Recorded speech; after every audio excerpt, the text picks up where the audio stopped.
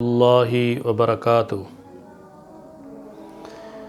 الحمد للہ وحدہ والصلاة والسلام علی من لا نبی بعد، اما بعد فاعوذ باللہ السمیع العلیم من الشیطان الرجیم، بسم اللہ الرحمن الرحیم۔ اليوم اکملت لکم دینکم واتممت علیکم نعمتی ورضیت لکم الاسلام دینا۔ وقال النبی صلی اللہ علیہ وسلم ما بقی شیء یقرب من الجنہ ویباعد من النار الا وقد بینتہ لکم۔ مختصر حمد و ثنا کے بعد میرے محترم دوستوں، بزرگوں اور بھائیوں، دین اسلام کا معاملہ انتہائی حساس معاملہ ہے۔ کسی بڑے، کسی چھوٹے، کسی امیر، کسی غریب کی کوئی مرضی دین اسلام کے اندر نہیں ہے۔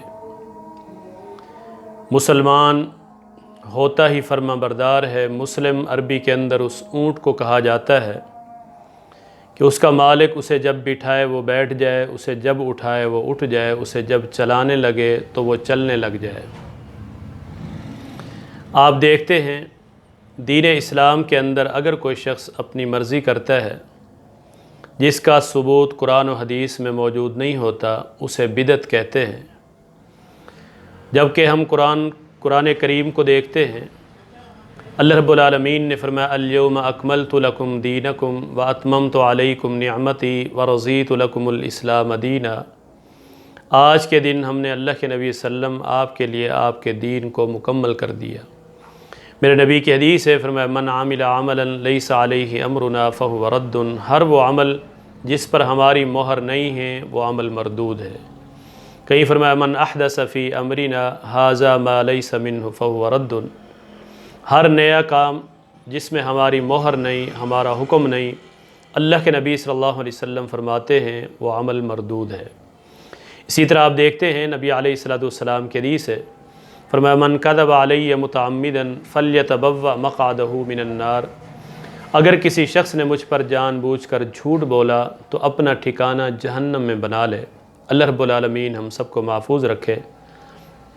آپ دیکھتے ہیں ایک رات ایسی بھی مسلمانوں کے معاشرے میں آتی ہے جسے 15 شعبان کی رات بڑی فضیلت اسے بڑھا چڑھا کر پیش کیا جاتا ہے۔ جبکہ ہم قرآن و حدیث کا مطالعہ کرتے ہیں، امام مالک رحمہ اللہ فرمایا کرتے تھے، فرمایا من ابتدع فی الاسلام بدعۃ یراہا حسنہ فقد زعم ان محمدا صلی اللہ علیہ وسلم خان الرسالہ۔ اگر کسی شخص نے دین اسلام کے اندر کوئی ایسی بدعت کو جاری کیا، کسی ایسی بدعت کو جاری کیا، گویا کہ اس نے کائنات کے امام محمد رسول اللہ صلی اللہ علیہ وسلم پر خیانت کا الزام لگایا۔ میرے نبی نے فرمایا کہ ہر وہ چیز جو تمہیں جنت کے قریب کر دے، جہنم سے دور کر دے، اللہ کے نبی صلی اللہ علیہ وسلم آپ تک پہنچا چکے۔ اسی طرح حضرت حذیفہ رضی اللہ تعالیٰ عنہ فرمایا کرتے تھے، فرمایا کل عبادت لم یتعبدها اصحاب رسول اللہ صلی اللہ علیہ وسلم فلا تعبدوها۔ فرمایا ساتھیو، ہر وہ عبادت جو اللہ کے نبی صلی اللہ علیہ وسلم کے صحابہ نے نہیں کی، آپ بھی اس عبادت کو نہ کرو۔ وہ عبادت نہیں بلکہ اللہ رب العالمین کے ہاں جواب دہ امر ہے۔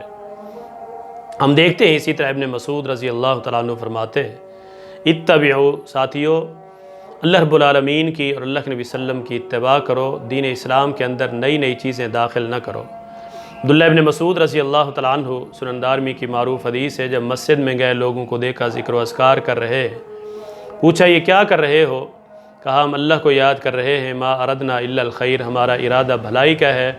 تو اس صحابی رسول نے کہا تھا ساتھیو تمہیں کیا ہو گیا؟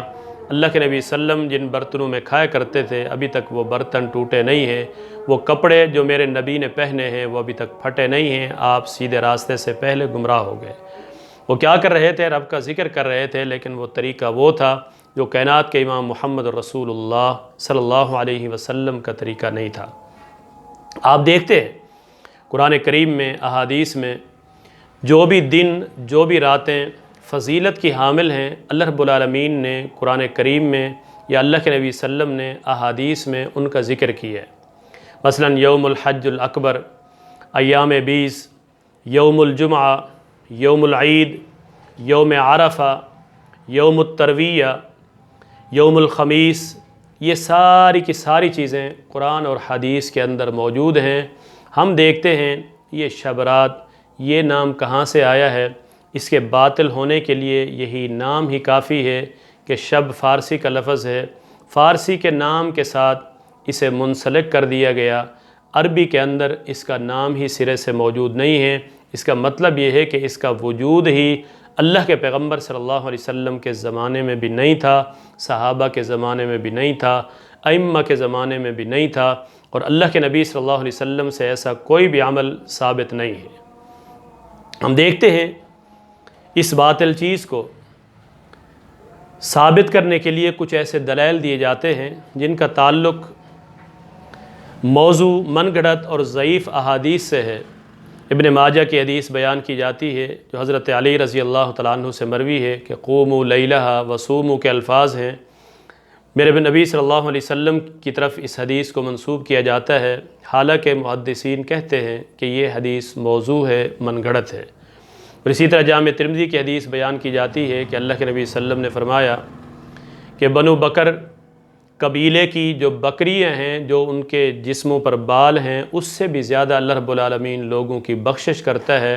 جب ہم اس حدیث کو دیکھتے ہیں، امام ترمذی رحمہ اللہ نے اس حدیث کو امام بخاری اپنے شیخ رحمہ اللہ پر پیش کیا، انہوں نے کہا کہ اس کی سند میں 2 جگہ انقطاع ہے، یہ بھی سخت ضعیف حدیث ہے، اس کا تعلق قرآن و سنت سے نہیں ہے، اس عمل کا یہ گھڑا ہوا ہے، بدعت ہے اور خرافات ہے۔ آپ دیکھتے ہیں یہ پکوان، یہ کھانے، یہ عقیدہ رکھا جاتا ہے کہ روحیں لوٹتی ہیں، وہ آتی ہیں، پھر وہ کھاتی ہیں، پھر وہ جاتی ہیں، پھر صبح اٹھ کر قبرستان جایا جاتا ہے۔ ایسا کوئی عمل اللہ کے پیغمبر صلی اللہ علیہ وسلم سے ثابت نہیں ہے۔ 15 شعبان کو پھر روزہ رکھا جاتا ہے، کائنات کے امام محمد رسول اللہ صلی اللہ علیہ وسلم کی سنت سے ایسا بھی کوئی عمل ثابت نہیں ہے۔ ہاں، اگر کوئی شخص رات کو مستقل قیام کرتا ہے، تہجد پڑھتا ہے، اگر اس رات کو بھی کھڑا ہو کے وہ تہجد پڑھتا ہے، کوئی حرج نہیں ہے۔ ویسے ایام 20 کے وہ روزے رکھتا ہے، چاند کی 13، 14 اور 15 تاریخ کا، پھر اگر وہ کھڑا ہو کر 15 شعبان کا بھی روزہ اگر اسی میں آ جاتا ہے وہ رکھتا ہے، اس میں کوئی حرج نہیں ہے۔ باقی مخصوص عبادت کائنات کے امام محمد رسول اللہ صلی اللہ علیہ وسلم نے اس رات میں اپنی پوری زندگی میں نہیں کی ہے، نہ صحابہ نے کی، نہ تابعین نے کی، نہ ہی قرآن و حدیث سے ایسا کوئی ثبوت ملتا ہے۔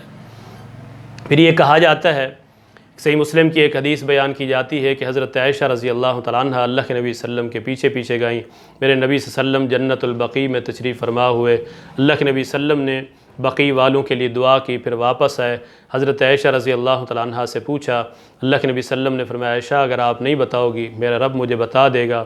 پھر اس نے سارا معاملہ بتایا۔ اس حدیث کے اندر بھی 15ویں شعبان کا کوئی ذکر موجود نہیں ہے۔ پھر یہ کہا جاتا ہے کہ اس میں رزق تقسیم ہوتا ہے، رزق تقسیم ہوتا ہے، لوگوں کے جنت اور جہنم کے فیصلے ہوتے ہیں، تقدیریں لکھی جاتی ہیں۔